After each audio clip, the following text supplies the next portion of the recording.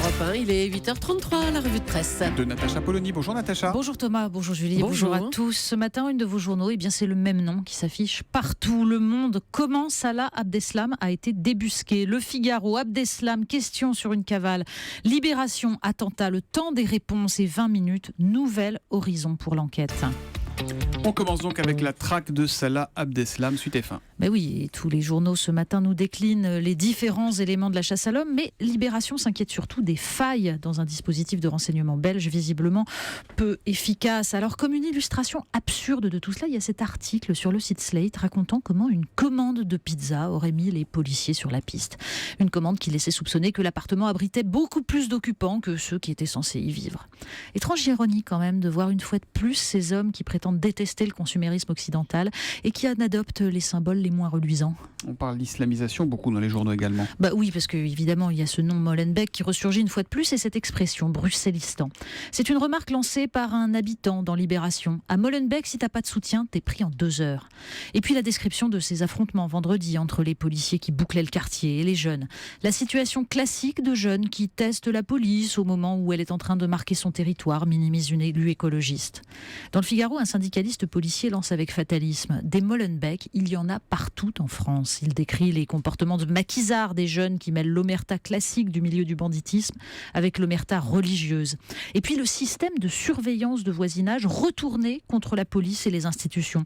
Vous n'imaginez pas à quel point il est difficile d'entrer dans un appartement de ces quartiers pour y poser des micros, remarque le juge Trévidic. Il y a des yeux partout, de jour comme de nuit.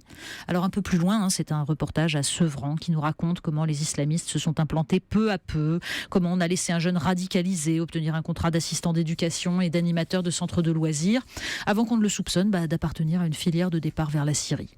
En cause, le clientélisme.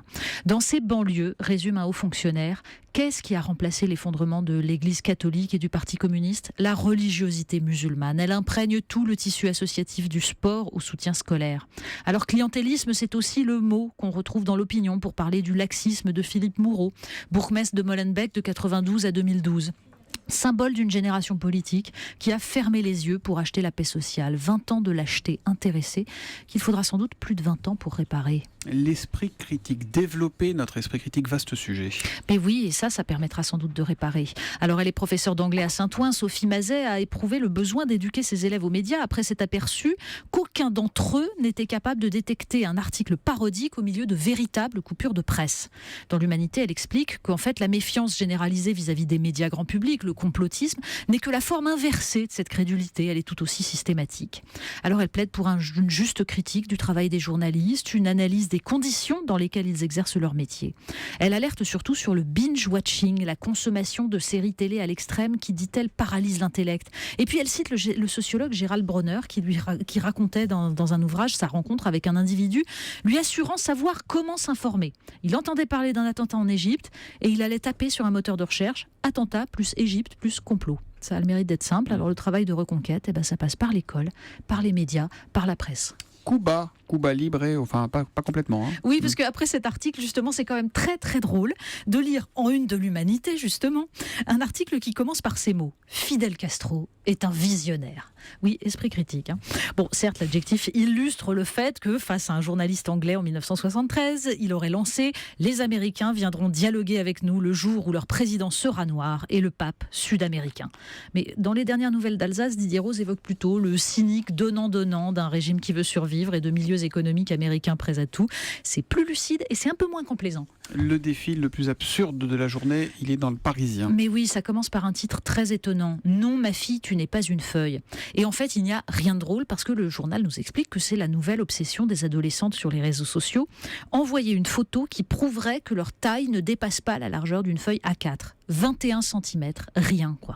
Et cette phrase d'un médecin, les adolescents passent leur temps à se photographier le nombril à tout propos. Les parents, dit-il, sont d'ailleurs, à force d'exigence de perfection, les premiers vecteurs d'un rapport stressé au corps et à l'alimentation. Puis d'ailleurs, ils sont les premiers à poster à tout va des photos de leurs enfants sur les réseaux sociaux. Le site Atlantico nous raconte comment les premiers enfants de Facebook, ceux qui arrivent à l'âge adulte, commencent à reprocher à leurs parents cet exhibitionnisme. Bientôt, on aura des procès pour atteinte au droit à l'image. Alors prévenir le narcissisme, ça passe d'abord par les parents. Et ben on termine avec la vie de couple. Bah justement. oui, Tiens. la vie de famille, la vie de couple, c'est le bonheur.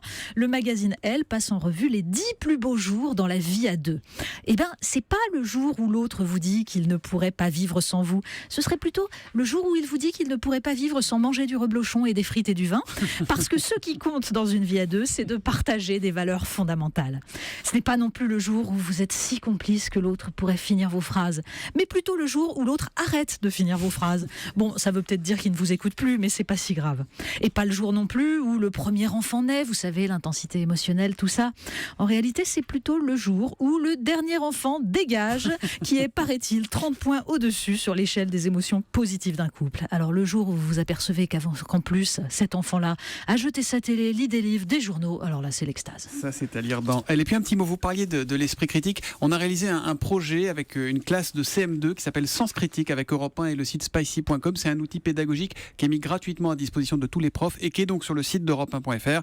Et sur le site Spicy, ça s'appelle Sens Critique. C'est important cette semaine de la presse à tous. l'école. Merci Natacha Polony. Merci. À demain, 8h30 À pour demain. la revue de presse.